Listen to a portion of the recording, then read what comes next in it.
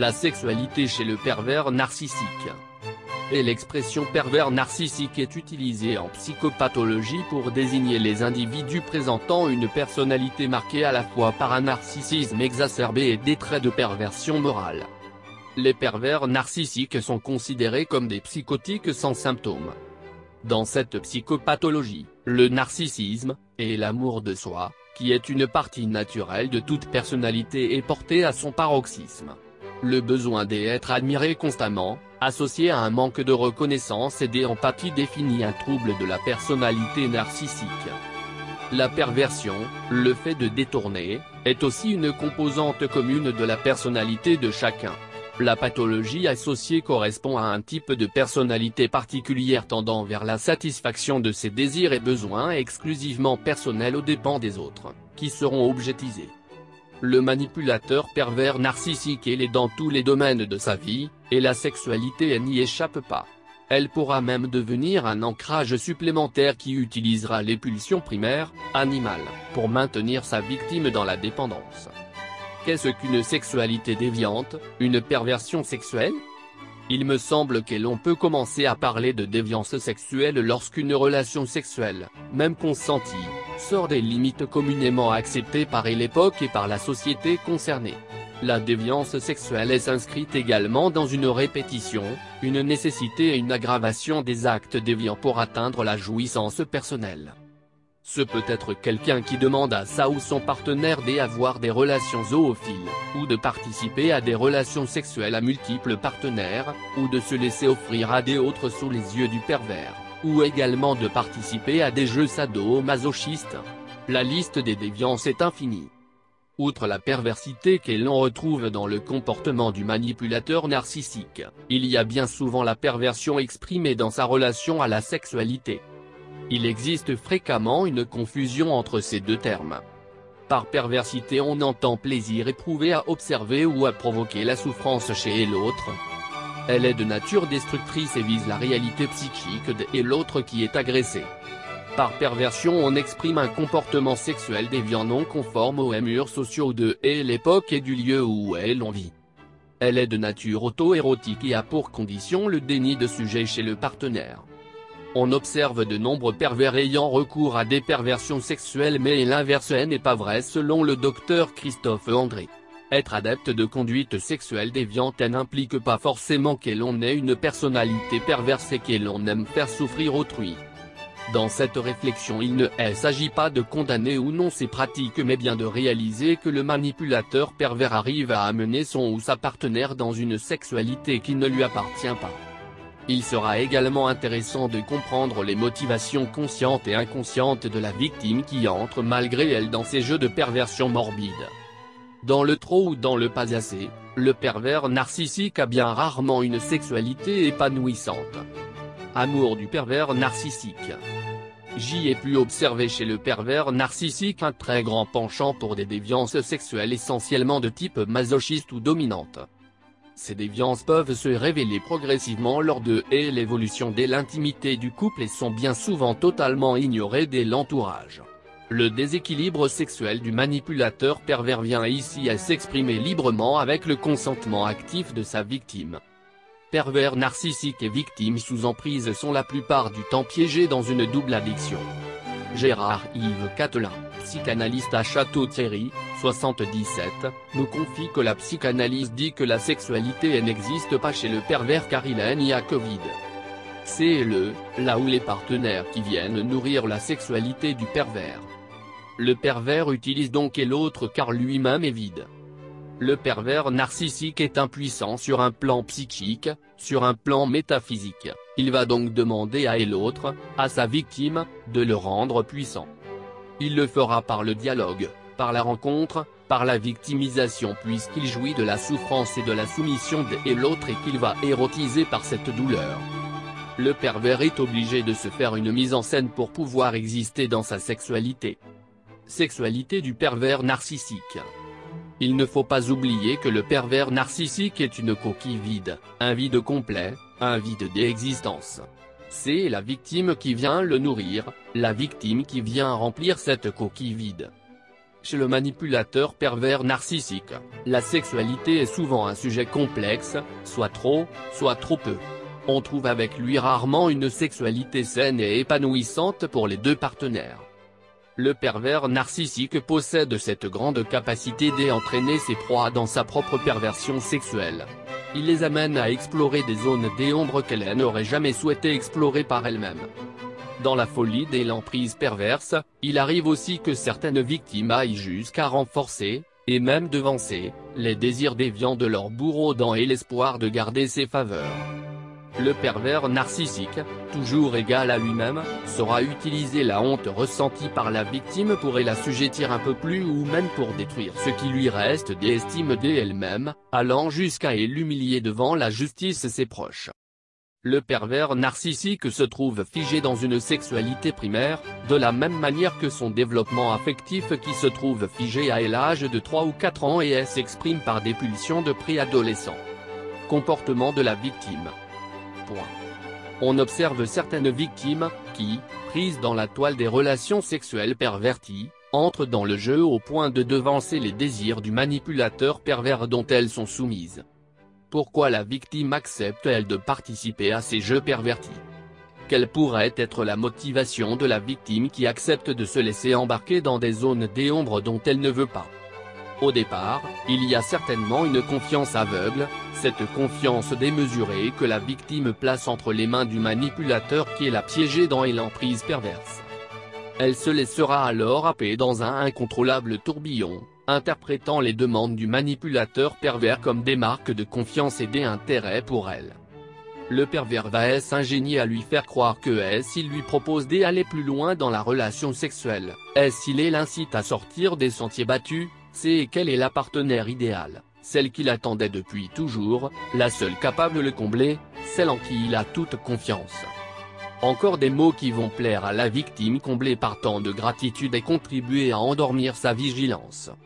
C'est le piège classique et absolu qui convient si bien à la victime qui n'attend que toutes ces marques d'intérêt pour museler la petite voix qui hurle désespérément ses cris d'alarme.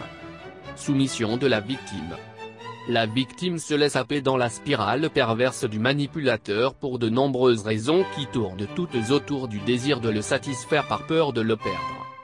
C'est une peur que saura parfaitement amener le manipulateur par de multiples allusions par ses comportements. Il fera comprendre que pour le garder, pour garder son amour, elle doit se montrer à la hauteur de ses besoins. Toutes ces allusions, ces demandes feront germer dans l'esprit addict de la victime, la peur qu'il aille ailleurs chercher le plaisir qui est censé le combler. Sexualité du manipulateur pervers soumis. Insidieusement, la jalousie fera son chemin dans l'esprit dépendant de la victime. Elle acceptera toujours un peu plus des exigences de celui qui la contrôle.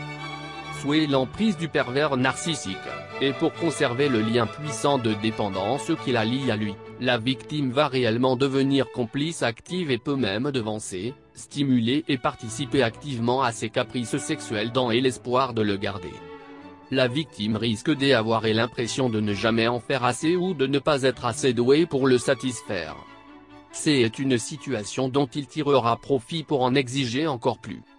Piétinant ainsi toutes ses propres valeurs morales, la victime s'enfonce de plus en plus profondément dans les méandres de la noirceur dont la honte viendra refermer les portes derrière elle.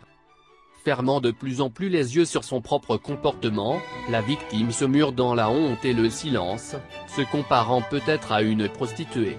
Ayant déjà tant accepté, elle ne peut se résoudre à dire non. Nous pouvons accueillir le témoignage de cette femme, dont l'amant pervers narcissique l'avait entraîné à vivre des relations échangistes et un exhibitionniste extrême allant s'exprimer dans des lieux improbables. Il exigeait d'elle des relations dans son lieu de travail, une classe de cours, imprimant ainsi tout son parcours de vie de son empreinte indélébile. Il s'amusait également à créer des situations où sa femme légitime, son ex-amante se trouvaient ensemble, avec lui. Où cet homme, qui, aux yeux de sa femme et de ses amis, est un impuissant notoire, n'ayant aucun goût pour la sexualité, mais qui, avec sa victime, devenait insatiable et provoquait des situations aussi burlesques que scandaleuses afin de pouvoir assouvir ses pulsions sexuelles. même sur son lieu de travail, observant au travers d'une vitre sans teint les clients, tout en sachant sa femme et ses fils dans la voiture familiale à 10 mètres de là en train de l'attendre pour se rendre à l'office religieux, et se libérer en riant comme un gosse qui fait une bonne farce. Ou celui qui assène à sa victime des insultes dévalorisantes mais est autant dépendant d'elle qu'elle n'est l'est de lui. Étonnant système de codépendance qui rend encore plus difficile la libération. Et l'un est addict et l'autre et inversement. Difficulté à faire cesser les déviances. Sexualité du manipulateur pervers viol. Lorsque la victime a accepté de se plier jusqu'à un certain point dans les déviances sexuelles du ou de la perverse narcissique, il est très difficile de stopper l'évolution des exigences et encore plus de revenir en arrière. Il arrive aussi que la victime ait la sensation d'avoir besoin de bien plus de force pour tenter d'arrêter l'enchaînement pervers qu'il n'en faudrait pour fermer les yeux sur sa propre honte. La sensation d'être souillée, polluée, détruite, et niée dans son identité d'être respectable, pousse encore plus la victime dans le silence de la soumission. La victime en arrive à être terrassée par la honte de l'image déformée qu'elle renvoie d'elle-même. Honte du plaisir ressenti. Emporté dans les délires sexuels de son bourreau, il arrive que la proie soit saisie par la honte d'avoir pu ressentir du plaisir dans certains de ses actes pervertis. Le simple fait d'avoir ressenti une excitation, un plaisir sexuel, donne à la victime la sensation d'appartenir elle aussi à ce monde de la noirceur. Elle risque alors de ressentir avec horreur la complicité, même furtive, de son bourreau. Il lui sera d'autant plus difficile de faire machine arrière, puisqu'elle a la sensation de partager avec lui les secrets de ses instants de plaisir organique. Puissance de la victime. C'est par son acceptation ou non des déviances sexuelles, que la victime est garante du plaisir et surtout du sentiment de puissance virile de son bourreau puisqu'elle est là pour combler son vide. Autrement dit, c'est en entrant malgré elle dans le jeu de la perversion sexuelle du prédateur que la victime donne vie au bourreau. Quelle jouissance, quelle satisfaction pourrait éprouver la victime consciente de ce mécanisme à satisfaire son partenaire et à le rendre puissant. Elle devient Pygmalion. Elle devient l'instigatrice de la puissance de l'autre. La puissance de la victime est d'être artisan de la puissance de l'autre. Elle crée le phallus du pervers narcissique, dans le sens psychanalytique du terme qui est la symbolique de la sexualité puissante. Il me semble important de réaliser que sans une victime actrice de cette perversion sexuelle, le manipulateur pervers sexuel disparaît dans son vide intérieur. Malheureusement, la victime se trouve piégée dans un chaos émotionnel et une emprise qui lui interdit ce recul. Comportement du manipulateur pervers. Point. Le pervers narcissique n'a pas une sexualité assumée. La sexualité qu'il va mettre en place a pour but de satisfaire son propre narcissisme. Le comportement du pervers narcissique. Dans la vie du pervers narcissique et donc dans le domaine de sa sexualité, et l'autre n'existe pas. Et l'autre n'est qu'un objet qui a pour unique raison d'être et l'utilité qu'il peut avoir pour le pervers. Le comportement pervers est « je vais me servir de l'autre pour obtenir ce que je veux, et je vais m'arranger pour que ma proie se sente coupable pour qu'elle n'aime en veuille pas et n'ait aucun désir d'indépendance ». Ce qui veut dire que le pouvoir du pervers narcissique passe par l'humiliation d'autrui car eux n'ont pas réussi à accéder à la sexualité génitale adulte. Déni de castration. Dans une relation quelle qu'elle soit nous sommes toujours deux. Il y a toujours une interaction entre les partenaires. En voulant dominer le pervers narcissique montre qu'il possède la puissance, le phallus, car lui a été castré bien plus tôt. Comme il ne reconnaît pas cette castration symbolique il va vouloir se narcissiser en prenant de la puissance et en jouissant de cette puissance, lui, qui n'a plus de puissance phallique. En quoi de rentrer dans la perversion sexuelle, dans la sexualité débridée, vient-il remplir un vide et un déni de castration chez le pervers? Manipulateur pervers narcissique qui est châtré, qui n'a pas de phallus dans le sens psychanalytique du terme, va demander à ce que l'autre agisse à sa place pour lui rendre un semblant de phallus. On voit bien dans ce comportement toute la pauvreté sexuelle du pervers narcissique. Ne pas confondre phallus qui est la représentation de la masculinité avec pénis qui est l'organe génital. Cette attitude montre un déséquilibre chez le manipulateur pervers exprimant des déviances sexuelles puisqu'il est obligé de demander à son ou sa partenaire d'agir pour combler son propre vide émotionnel et attendre et l'autre qu'il lui montre ce qu'est un phallus et ainsi lui rendre sa sensation de puissance dans la virilité. Le psychanalyste Gérard-Yves Catelin nous explique que la victime est donc là pour combler ce manque phallique pour dire je te reconnais en tant qu'homme masculin et porteur de phallus et je vais te donner les moyens, je suis d'accord pour que tu puisses avoir ce phallus. C'est ce que demande le pervers narcissique à sa victime. Montre-moi que j'y ai un phallus, montre-moi que parce que tu vas me montrer je peux exister en tant qu'homme. Sans toi je n'existe pas. Je ne peux jouir sans ce que tu vas me montrer, sans la façon que tu vas avoir d'en jouir. Le pervers ne jouit pas lui-même mais le fait au travers de l'autre, au travers de ce que sa compagne ou son compagnon va lui montrer de lui-même. Paradoxalement, si on observe le comportement du bourreau et de sa victime avec le recul nécessaire, on peut se rendre compte que c'est la victime qui est la garante involontaire du plaisir et surtout du sentiment de puissance virile de son bourreau dont elle vient combler le vide. Autrement dit, en entrant malgré elle dans le jeu de la perversion sexuelle, la victime donne vie au bourreau qui l'a détruit. Comme ce pervers qui a demandé à sa femme d'avoir un rapport avec un inconnu. Il va jouir du fait qu'elle a ce rapport sexuel avec un inconnu. Autrement dit, c'est l'acceptation et le comportement de sa femme qui va donner à cet homme sa jouissance et son sentiment de puissance. Mais prenons garde de généraliser. Tous les pervers narcissiques ayant une sexualité pervertie n'utilisent pas nécessairement des relais pour agir à leur place. Par contre, qu'ils se placent dans une position dominante ou dominée, c'est toujours lui qui impose les règles, c'est donc toujours lui le dominant. Toujours plus. Le manipulateur pervers va pouvoir décharger ses tensions sexuelles dans le fait même d'imposer à son ou sa partenaire ses propres règles qui évolueront avec le temps. Mais le seuil de ses exigences va progressivement s'élever au fur et à mesure des acceptations de sa complice piégée. Nous allons assister à une réelle escalade des exigences du manipulateur pervers narcissique et à un avilissement de plus en plus profond de sa victime complice involontaire. Les secrets de notre cerveau. Cette réalité trouve son sens dans le fait que s'étant habitué au plaisir ressenti dans un scénario il lui faudra désormais plus pour éprouver cette même jouissance. Or nous savons que le pervers narcissique a un besoin impérieux d'une part, de ressentir son pouvoir sur l'autre, et d'autre part de décharger les tensions qui s'accumulent inlassablement en lui.